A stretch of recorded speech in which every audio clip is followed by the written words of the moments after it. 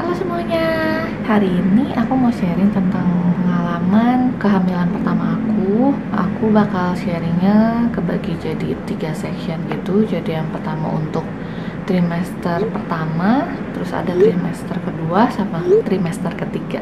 Jadi langsung aja yuk.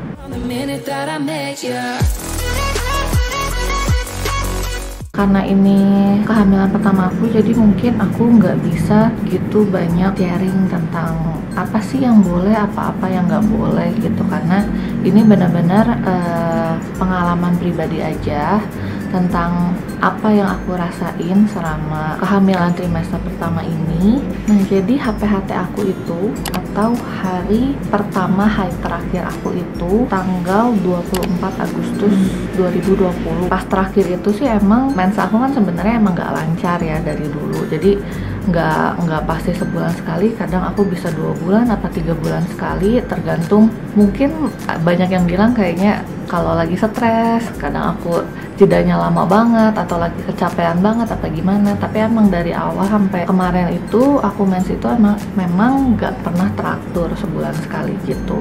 Jadi jedanya bisa panjang.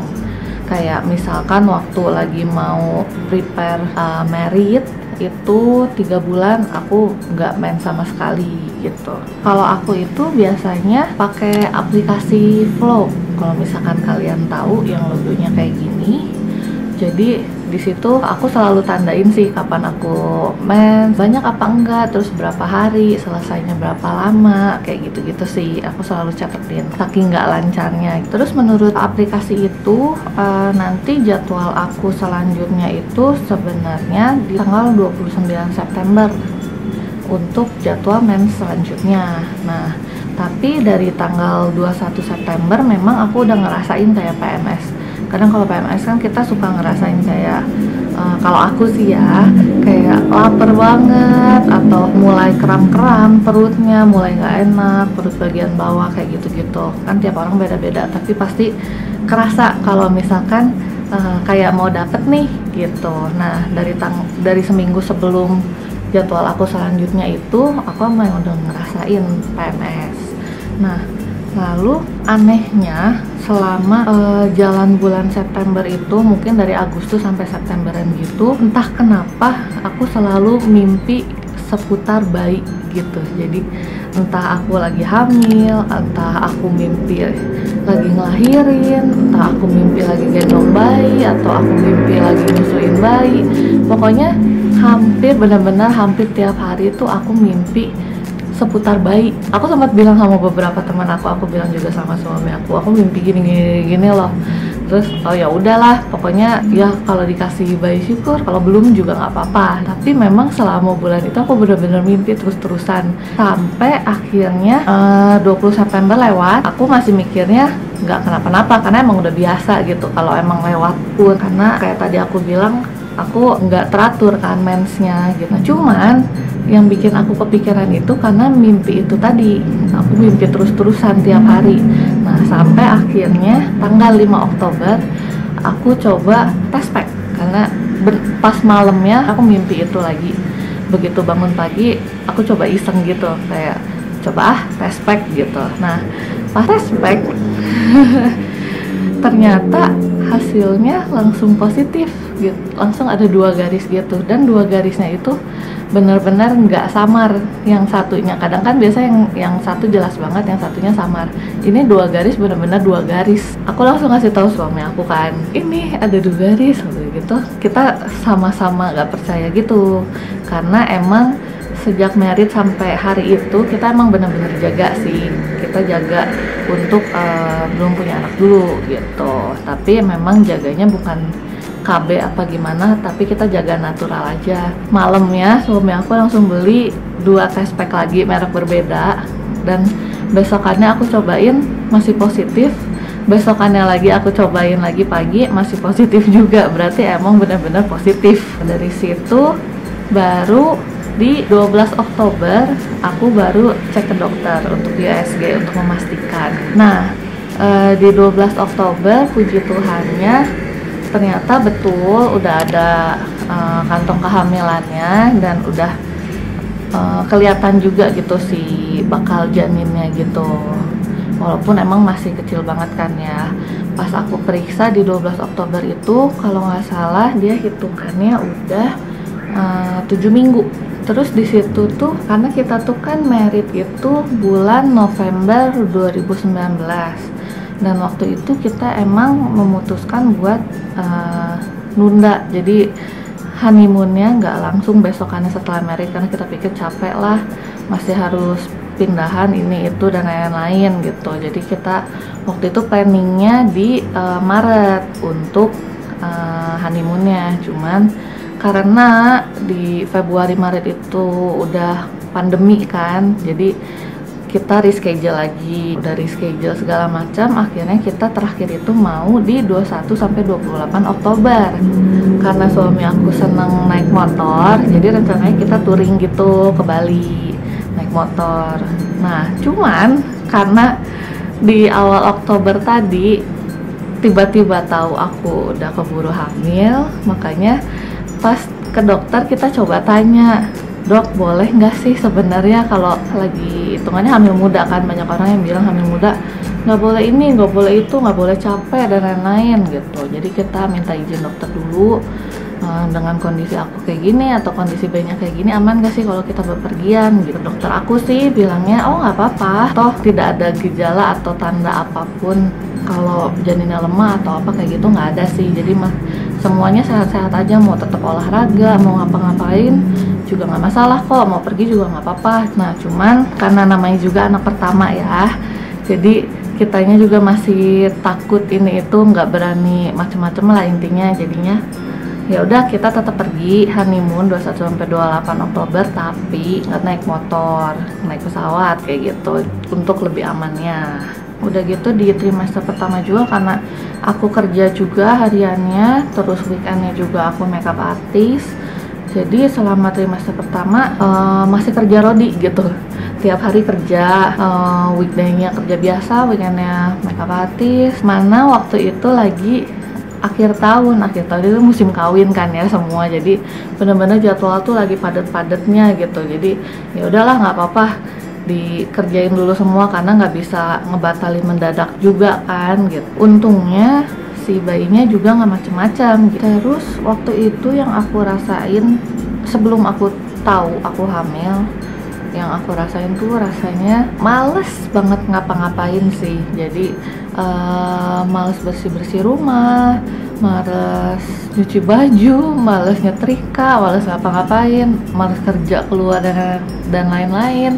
Pokoknya bener-bener males melakukan apapun sih, rasanya pengennya tidur aja gitu. Itu sebelum aku hamil emang aku ngerasain, sebelum aku tahu aku hamil aku ngerasain seperti itu gitu. Sampai suami aku bilang, kenapa sih kok rumah berantakan banget gitu. Dan ternyata memang beberapa minggu kemudian aku tahu aku hamil kan. Nah setelah itu pun aku masih ngerasa, intinya selama trimester pertama itu aku ngerasain kayak gitu sih, badan rasanya kayak capek banget, pengennya tidur terus. Nah terus semua orang yang ketemu aku tuh pasti nanyain, sakit ya, soalnya katanya matanya sayu, mukanya pucat, semua pasti nanya kok sakit, lagi nggak enak badan bukan, apa gimana gitu.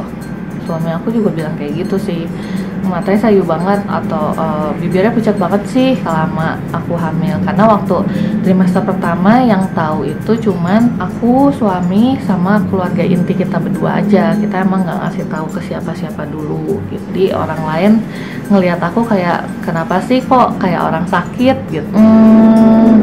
Badan berasa apa ya, lebih cepet capek sih. Kayak misalkan aku lagi job make up, kalau job make up emang dari dulu kan selalu setiap kali beres make up pasti encok tuh, karena postur aku kan lumayan tinggi, sekitar 170 cm. Jadi kalau make upin orang tuh pasti harus bungkuk banget punggungnya, makanya punggung tuh sering banget sakit. Nah setelah hamil, pas lagi hamil masih ngejob make up kayak gitu tuh rasanya berkali-kali lipat lebih hit lagi sih.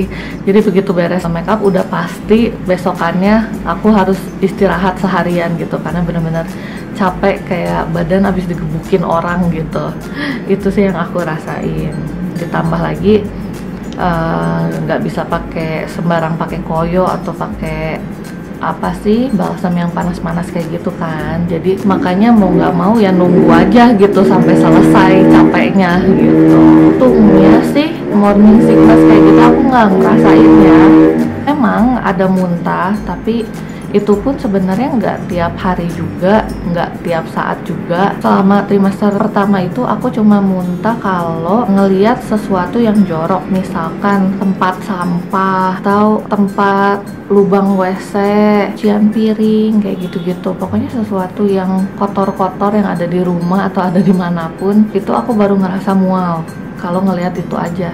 Tapi untungnya puji Tuhannya nggak kayak orang lain yang tiap berapa jam bisa muntah, nggak makan, nggak ini, kayak gitu-gitu. Enggak sih untungnya. Terus nafsu makan juga justru aku sangat membesar pas trimester awal kehamilan. Itu mungkin untuk banyak orang ibu hamil di luar sana mungkin sirik ya, karena rata-rata kan aku dengar dari semua orang pada nggak bisa makan, nggak enak makan, mual, muntah dan lain-lain. Tapi untungnya di aku selama trimester pertama justru nafsu makan aku sangat besar. Jadi maksimal banget 2 jam sekali itu aku pasti udah ngerasa lapar banget. Ngerasa laparnya itu bukan lapar biasa, lapar yang bener-bener lapar kayak orang udah 12 jam gak makan gitu. Pernah gak sih kalian kayak udah lama banget gak makan, pengen makan saking laparnya tuh sampai badan kalian tuh kayak merinding, lemes saking laparnya. Itu aku rasain setiap 2 jam sekali, makanya harus makan setiap 2 jam sekali, itu harus banget. Dan makannya juga bukan cuman makan yang cuman kue atau gimana doang, tapi aku harus makan berat. 2 jam sekali itu bener-bener makan porsi biasa gitu. Segitu laparnya sih. Ngidam juga nggak ada ngidam apa-apa sih, bener-bener makan apapun yang penting makan sih. Jadi nggak ngidam aku harus makan ini, aku pengennya makan itu, enggak. Yang penting 2 jam sekali aku makan, udah terpuaskan kok gitu. Cuman mungkin cara makannya yang beda ya. Jadi ada 2 cara makan yang beda sih. Kalau aku makan terserah, benar-benar terserah, emang dari dulu terserah mau makan apa aja juga aku makan gitu.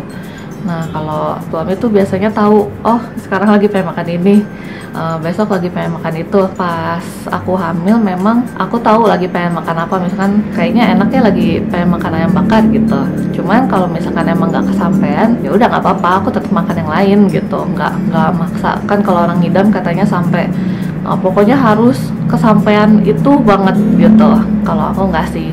Jadi kesampaiannya syukur, enggak juga ya nggak apa-apa, aku makan yang lain aja, yang penting makan gitu. Terus perbedaan yang kedua itu selera aku sama selera suami itu tuh beda. Contohnya misalkan kalau kita lagi makan di rumah makan, kalau aku lebih suka yang original gitu. Jadi karena aku makan mie bakso gitu, kalau aku makan mie bakso begitu diserahin mie bakso sama pelayannya ya aku langsung makan gitu, nggak aku tambahin kecap, nggak aku tambahin garam, merica atau apapun gitu. Aku makan original aja. Kalau suami enggak, kalau suami kan harus pakai sambal dulu lah, tambahin garam lah, tambahin ini, tambahin itu gitu. Itu perbedaannya waktu sebelum hamil. Nah setelah hamil selera aku ngikutin suami begitu. Kalau misalkan makan mie bakso kayak tadi, pasti aku tambahin sambal, aku tambahin garam, aku tambahin merica, aku tambahin apa kayak gitu. Itu perbedaannya sih kayaknya selama aku hamil sama sebelum aku hamil.